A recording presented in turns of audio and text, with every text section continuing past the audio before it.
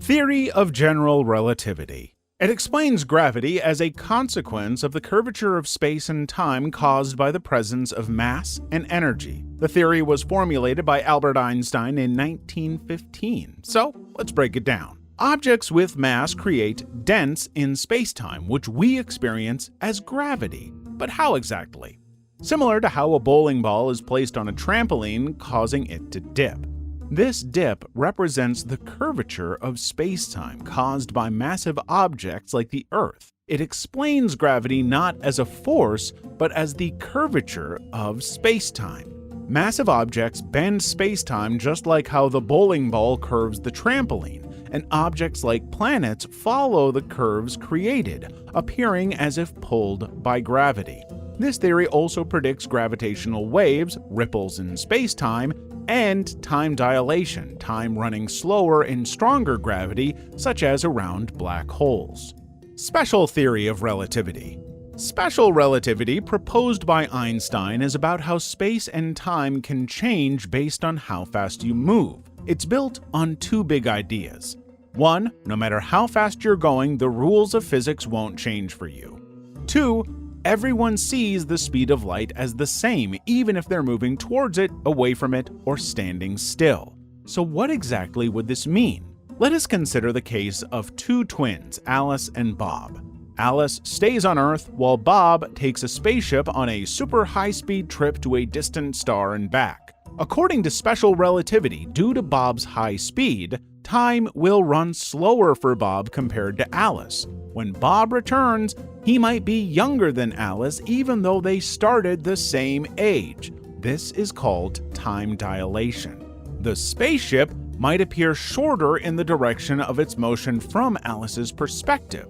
This is called length contraction. This shows how we experience space and time depending on our relative motion. While these effects are very small for everyday speeds, they become significant only at close to the speed of light. Atomic theory. Atomic theory, developed by John Dalton in 1908, is the central theory of chemistry describing the nature of matter. It states that the atoms are the building blocks of all matter, made up of protons, neutrons, and electrons. The nucleus's number and arrangement of protons and neutrons determines an element's atomic and mass numbers. Protons and neutrons hang out together in the center of the atom, which is called the nucleus, and electrons zoom around the nucleus like bees around a hive. The number of protons and neutrons in the nucleus decide what type of atom it is, like whether it's gold, oxygen, or carbon. And everything around you, from your phone to your pet, is made of tiny invisible building blocks called atoms. Atoms of the same element are identical, while atoms of different elements are different. Think of Legos. All the red ones are the same but different from blue ones. Atoms can also combine in specific ways to form molecules, which are the building blocks of compounds. Imagine connecting Legos to make bigger structures. Quantum mechanics. Quantum mechanics by Wolfgang Pauli and Max Born in the early 1920s explains how tiny things like electrons can act like both waves and particles at the same time. This is called wave-particle duality. We can't know where a quantum object is, only the probability of finding it in different places. The best way to imagine this is through Schrödinger's cat. Let us hypothetically put a cat in a sealed box with a radioactive atom, like uranium, and a vial of poison. If the atom decays, it triggers the poison, killing the cat. But once we open the box, we will know if the atom has decayed. Quantum mechanics suggests that before we look, the cat is in a superposition of simultaneously being alive and dead. It is only until we look that we can get the answer. So, similar to the cat, unless we take a look, the electrons can be in two places at once. Cell theory. It states that all living organisms are composed of cells, the basic life units. Cells were first observed in 1665 by Robert Hooke, who named them for their resemblance to monk's cells. The most important aspects of this theory are, all living things are made of one or more cells. This applies to everything from the simplest bacteria to the giant blue whale. Cells are the basic unit of life.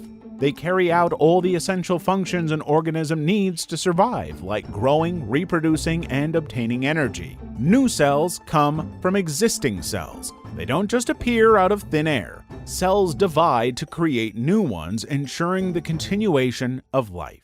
Theory of evolution by natural selection. The theory of evolution by natural selection explains how species change over time through natural selection. It was developed by Charles Darwin in his 1859 book On the Origin of Species. Darwin proposed that organisms gradually evolve through natural selection, where individuals with favorable traits that allow them to better adapt to their environment will be more likely to survive and reproduce. Here is an interesting example from his theory. There were two types of finches, a bird on the Galapagos Islands, one with a short beak and another with a long beak. Both eat seeds, but some are hard and some are soft. Finches with short beaks can easily crack open soft seeds but struggle with hard ones. Finches with long beaks can easily crack open hard seeds but struggle with soft ones. Now, imagine a drought hits the island, making soft seeds scarce. In this situation, finches with long beaks have an advantage because they can still access the harder seeds.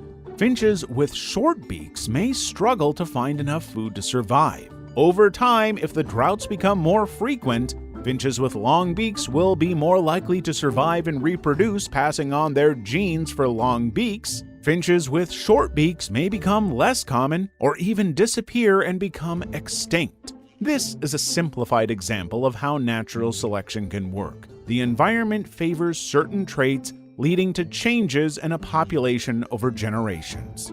Germ theory of disease.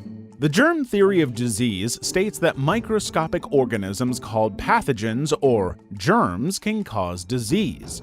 The key principles made by Robert Koch in the 19th century are that specific microbes cause specific diseases, and those germs can spread from person to person. This theory revolutionized medicine, leading to practices like washing hands and hygiene to prevent the spread of germs. Understanding how germs cause disease also allows us to develop treatments like antibiotics to fight them.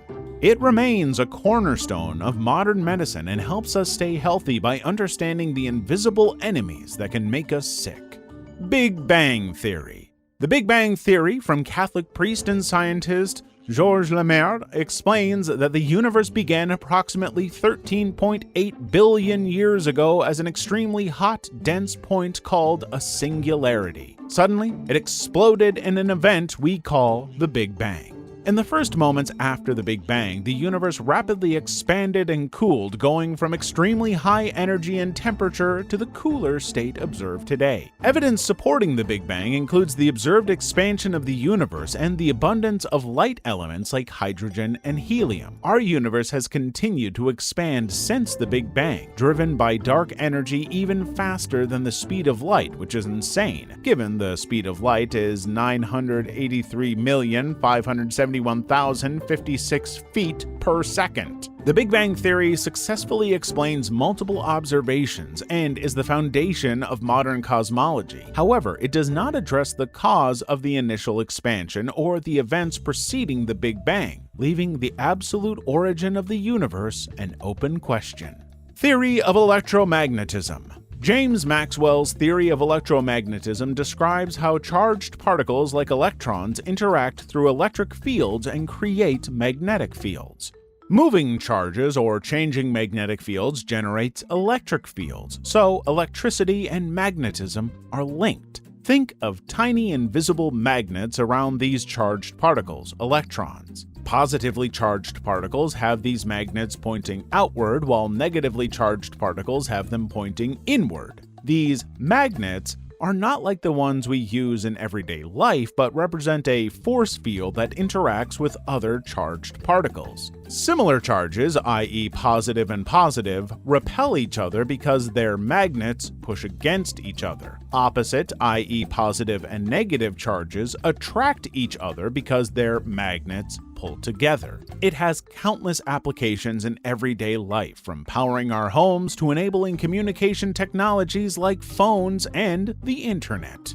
Theory of thermodynamics. The theory of thermodynamics by Sadie Carnot studies how these vibrations affect things like temperature, energy, and work. Hot things have atoms vibrating fast, cold things have them slow. So why don't we break down the 4 important things to know? Sharing the heat. If 2 things are touching, the hotter one shares its vibrations with the colder one until they reach the same temperature, equilibrium. Energy never disappears. You can't create or destroy energy, only change its form, like using a machine to convert heat into movement, work. Messiness always increases. Things get more mixed up and disordered over time. Imagine trying to unscramble an egg. Absolute zero is the ultimate chill. As things get colder and colder, their vibrations slow down until they practically stop at absolute zero, the coldest possible temperature. Game theory. Game theory, in its simplest form, is the study of strategic decision-making in situations where multiple players interact, and the outcome for each player depends on the choices of all involved. The idea was made by John von Neumann in the 1940s. Let us think of 2 friends playing a game of rock, paper, scissors. Each player must consider their options and their opponent's reaction, making it a strategic exercise. Here's a super simple example. Imagine you and a friend are at a lemonade stand. You can cooperate, share the workload, stirring the lemonade, attracting customers, cheat, and do nothing while the other works. If both cooperate, both get tired but make good money. Win-win. If you cooperate and your friend cheats, you get tired and make less money, lose, and your friend gets to relax and make more money, win. If you cheat and your friend cooperates, you get to relax and make more money, win, and your friend gets tired and makes less money, lose. And if you both cheat, both get to relax but make no money, lose-lose. Here, cooperating is best if you believe your friend will do the same. However, the temptation to cheat and free ride on your friend's work can lead to a worse outcome if everyone cheats.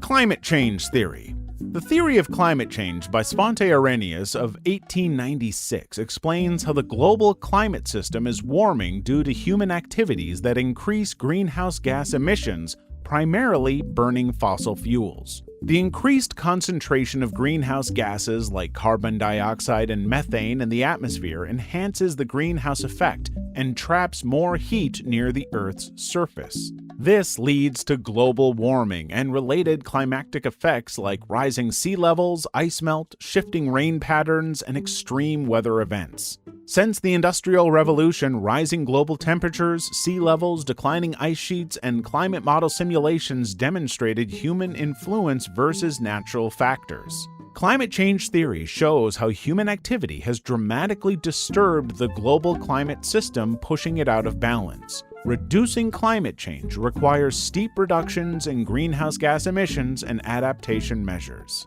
Theory of everything. The theory of everything is a hypothetical concept in physics that aims to unify all the important forces and particles in the universe into a single idea. It's like finding a single master key that unlocks all the mysteries of the universe. The scientist who was crazy enough to imagine this was Stephen Hawking. Think of it this way. Imagine the universe as a giant orchestra with different sections playing different instruments, forces like gravity, electromagnetism, etc. The theory of everything would be like finding the sheet music that coordinates all these sections into a harmonious symphony, explaining how they all work together. While there's no single universally accepted theory of everything, scientists are exploring different avenues to get the answer to life itself.